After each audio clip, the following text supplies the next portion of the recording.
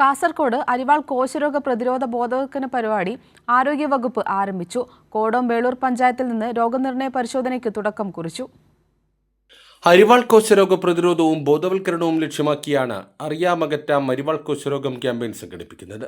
പട്ടികവർഗ വികസന വകുപ്പ്, ആരോഗ്യ കുടുംബക്ഷേമ വകുപ്പ്, ദേശീയ ആരോഗ്യ ദൗത്യം എന്നിവയുടെ സംയുക്ത ആഭിമുഖ്യത്തിലാണ് രോഗനിർണയ ക്യാമ്പുകൾ സംഘടിപ്പിക്കുന്നത്.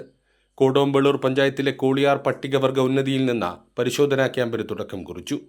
ആദ്യഘട്ടത്തിൽ ജില്ലയിലെ പട്ടികവർഗ വിഭാഗത്തിൽപ്പെട്ട ഗർഭിണികളെ അരിവാൾ കോശരോഗ നിർണയത്തിന് വേണ്ടിയുള്ള സ്ക്രീനിങ്ങിന് വിധേയമാക്കും.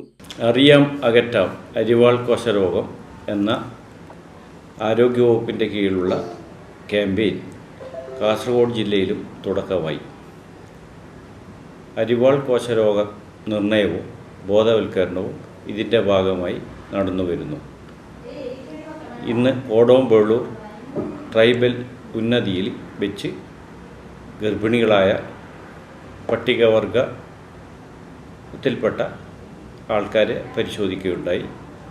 ആദ്യഘട്ടത്തിൽ പട്ടികവർഗത്തിൽപ്പെട്ട മുഴുവൻ ഗർഭിണികളെയും ഈ രോഗം ഉണ്ടോ എന്നറിയുന്നതിനുള്ള പരിശോധന നടത്തുവാനാണ് തീരുമാനിച്ചിട്ടുള്ളത്. ആരോഗ്യവകുപ്പ് ജീവനക്കാരും ആശാ, അങ്കണവാടി പ്രവർത്തകരും ST പ്രൊമോട്ടറുമെല്ലാം ക്യാമ്പിൽ പങ്കെടുത്തു.